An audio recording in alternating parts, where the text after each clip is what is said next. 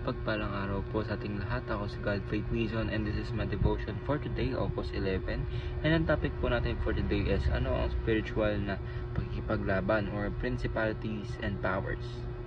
Ang ating scripture for today is Ephesians chapter 6 verse 12.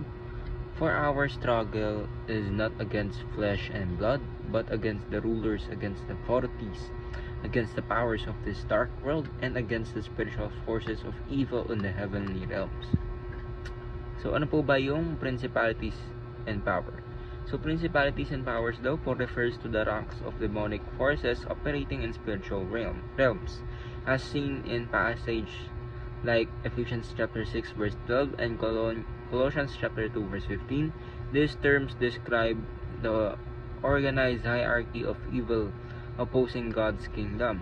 These forces are understood not as equals to God, but as created beings under His sovereign rule. Even in their rebellion, Christ's victory at the cross disarmed these powers, and through union with Christ, believers share in His triumph. While they still wage war against the saints, their defeat is certain, and the believer stands firm by grace through faith, clothed in the armor of God. So, sa Diyos po lahat ng kapurihan. And ang topic po natin ngayon is principalities and powers. Ibig sabihin daw po, kaya po tayo nagkakasala ay sa una pa lang, si Adan po ay binigyan po ng role ng ating Panginoon or inutusan ng ating Panginoon, kinumand na huwag kainin yung tree of life or tree of knowledge of good and evil. Ngayon, tama yung term o yung tama yung pagkakalala ko sa pangalan.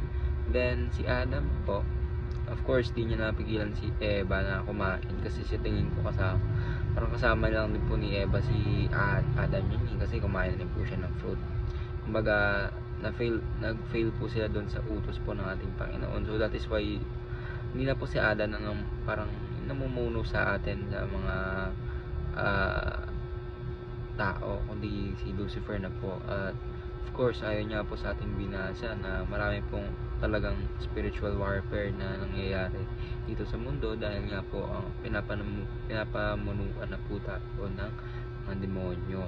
Pero dumating nga po ang ating Panginoon Kristo para ipakita na no one can match our God, and walang may kaya sa ating Panginoon, diba?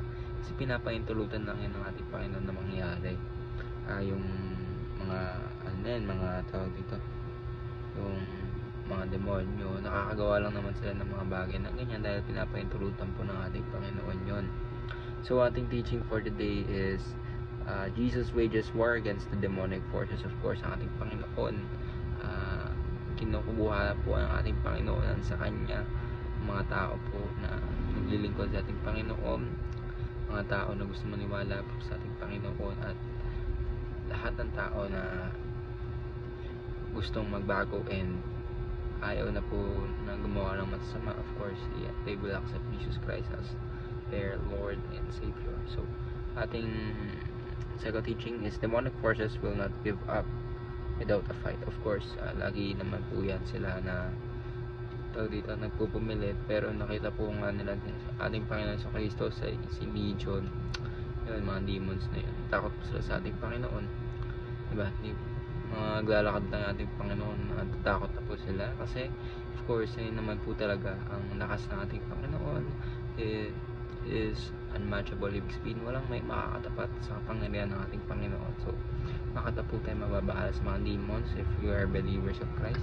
Pinakita na po ng ating Panginoon na siya po ang ating Panginoon, and we must not wag dapat tayo matakot. So third teaching naman natin for today is God provides armor for offense and defense. Ibig sabihin po, ang ating Panginoon, hindi niya po tayo papabayaan.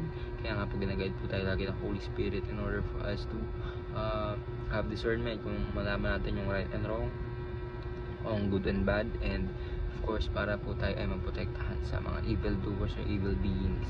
So ayun lang po, si Godfrey Quizon, and this is my devotion for today, August 11. Sana po ay marami kayo natutunan. Ayun lang po, God bless.